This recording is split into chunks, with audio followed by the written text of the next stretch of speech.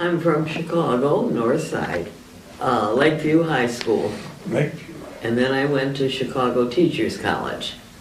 Because in order to teach in Chicago, you had to go to Chicago Teachers College.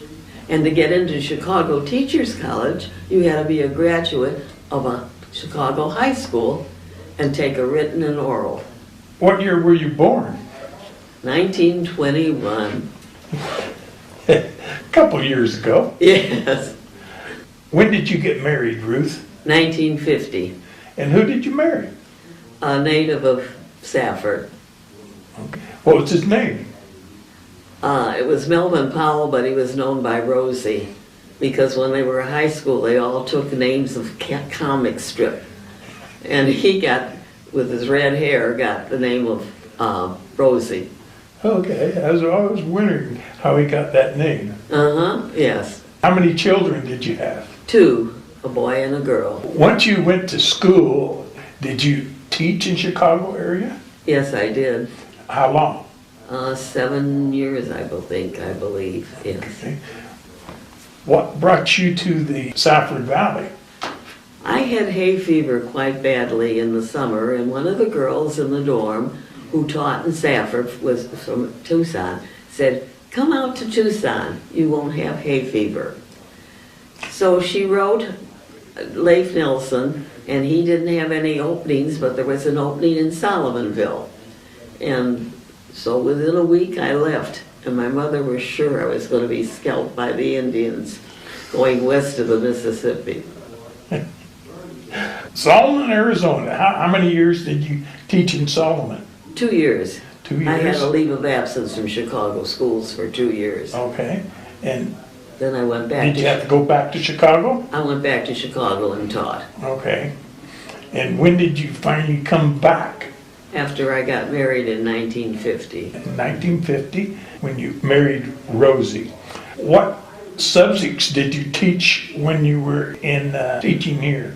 I taught 2nd grade in Solomonville.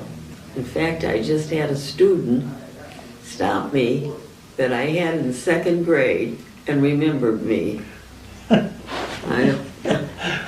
sure you didn't remember them, probably. Well, when she told me her name, I could yeah. remember, Yeah, little tidbits. Right. Mm-hmm. Can you tell me about the schools back in 1950 in Safford? In 1950, I substituted in Safford, a long-term substitute, and the classes, the primary classes were in what is now the administration building, and the Mexican students were segregated for the first year. They had their own class, and so they spent 2 years in 1st grade, once in the segregated, and then once in the other. There. I didn't know that. Yes, And Dorothy Stinson was the one that taught the Mexican segregation students. Segregated black schools at that time. Yes, I visited them a couple of times. Where was that school? It was in Little Hollywood, which is across the highway. It's still there. The school is still there? No, the Little Hollywood. There's Right. a few homes there yet, not many. No, most of it was Yes. lost from a flood. And they had their own black teacher and everything. And we started a movement to get them into the Safford school system. And finally we were successful in the 50s. In late 50s? Yeah. And it must have been the earlier 50s. You have a school named after you in Safford. That was an honor that completely floored me. And when Mark Tergascus called me to tell me it was that, he said, "First time I've ever heard you speechless, Ruth." And I certainly was. I did not know anything about it. I was gone the month of October, and they took suggestions from people in town, wrote letters. And I guess I got some letters and things. That's a great honor. And it was between my name and the Heritage School. Okay. And they picked your name. 4 of the 5 board members chose my name. Great. Mm-hmm. What is it you remember most about teaching? students?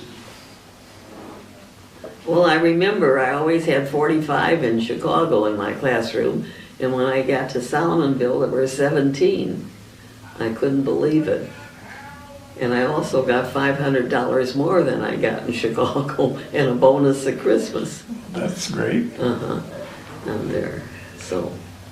What is it you liked best about the schools over here? The class sizes? The class size was much better, but also there was a friendliness and people knew each other. And you knew all the people in the community. And when we first started there, everything at the school was a community affair. The proms and everything were not only for the students, but for other people. And they came in, everything was more community-minded. Yeah, It was a small community. I think it actually still is. They're not that big, where they can't still be with You know, thinking about community. well, you know, there are football games and the proms and everything. Yeah. The public came also. Is there anything else that you could tell us about you in particular?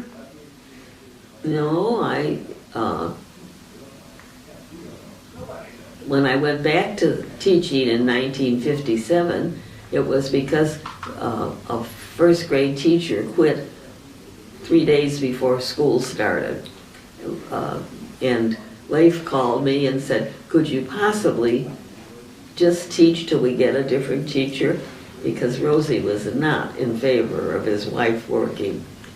And so I went, and the third day I said to Leif, don't look for anybody else. My husband is surviving without me. I had a housekeeper come in there. And so I stayed for 30 years. Now, I hear you also were a volunteer at the hospital auxiliary for a couple of years. 43 years since it opened. What does a hospital auxiliary do? We do different tasks and we get hours. I happen to have the highest number of hours, 13,500 hours in the 43 years, and I still work 1 day a week in the gift shop, but we did clinics, and when I was teaching, I did the switchboard at night, 1 night a week. Because we manned the switchboard then from 8 in the morning to 8 at night. And you kept track of all your hours? Well, I did, but mostly there was a person that kept track. I see. Because they gave pins every year. And what exactly does the auxiliary do? We fill different spots. I work in the gift shop now, but I worked for years and years in the clinic for the clinic doctors that came in from Tucson and did all the paperwork before they were seen and filled out patient forms and that. And I still see some of the doctors that I worked with at the clinic. Well, you have a great volunteer ethic about yourself. What could you tell other people about being a volunteer? It's very satisfying to feel like you're doing something worthwhile, and there are many different jobs to do, not as many as there used to be, because we used to do floor duty and we used to do the clinic work, and of course, and the switchboard, but now it's all automated. Yeah. And so they're still, and we finally took in men. We have about 4 men, I think, that work now. I didn't know you had men in it. Oh, yeah, yes, but there. And this new CEO has been very supportive of the auxiliary in there. And the other, CEOs were very friendly and everything, but he has taken an interest in it. Okay.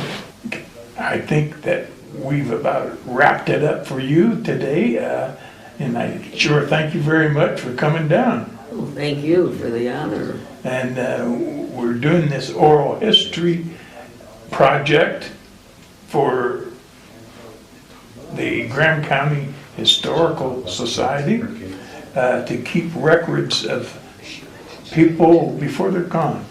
And there's many times that I would like to have sat down with my father or my grandfather and asked them questions that I won't ever hear answers for because I didn't do it. Well, I used to listen to my mother-in-law on some of the things because they were pioneers here. They came in 1903. In Safford? In Safford. What can you tell me about Briars. He had a big pool hall here and and they owned the land where the home is, in Little Hollywood, all the way back. And one of the main ones was a banker, the grandmother, the great grandmother of Rosie, was a banker in town at that time. And so. Okay. And where was this pool hall? Downtown, near Thrifty. This is Powell. What could you tell me about, let's say, Safford itself, when you moved here in the 1950s? What were the streets like? Not much traffic. Not Of course, much I didn't drive. I walked every place. But the Star Cafe was the place where you met everybody. Is that where the Coronado is now? Yes. All right. Tony Marr and Chulo and all those. Yeah. And you said Chulo? Yes. Okay. And so it was like a Chinese restaurant then? No, they served everything because we ate there every Sunday down there, and that's where you really met people. In fact, that's where I met Rosie. And there. Or go down to Shorty's in Salmonville? Oh, yes. But I didn't drive, so we didn't get there all the time. All right. But were the streets all paved then? No, the street where we finally built a house on 10th Avenue, which went past Lake Nelson, wasn't paved then. It was dirt.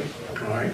In there. Actually, a lot of the streets in the town were dirt. Yes, and we were the furthest one out, except for Dr. Knight, was one house beyond us. All right. And then there was nothing our street was only 1 block long.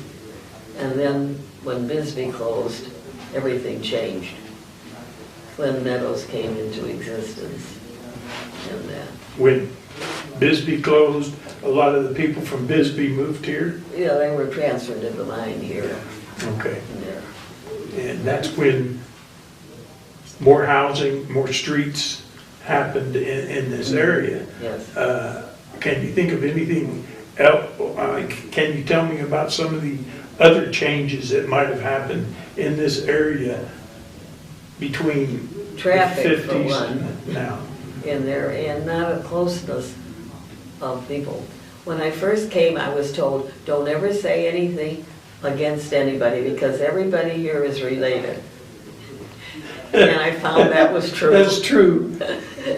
And several others were told that too and found out it was true. Yeah. Yeah, so, but there was more walking instead of driving. And people used to shop where in town at that time?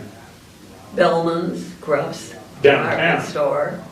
There. They used to go downtown. Yes, and the best drugstore with their fountain, and Crandall's across the street, which had the best hamburgers in town. Yeah. Let's see, what else was down there? Oh, Jay Green was there. Down there. Men's store. Yes, down there. but it wasn't too many stores. Okay. And Young and Ridgeway was on the corner there, and that was that and Ray's Market on Central was the biggest grocery stores. Central Market, I think they call it. Center Market or Central or Ray's. Ray's Market, yeah. Okay. Uh-huh. So, Okay. I think we're about finished for today. And thank you very much. thank you for asking me.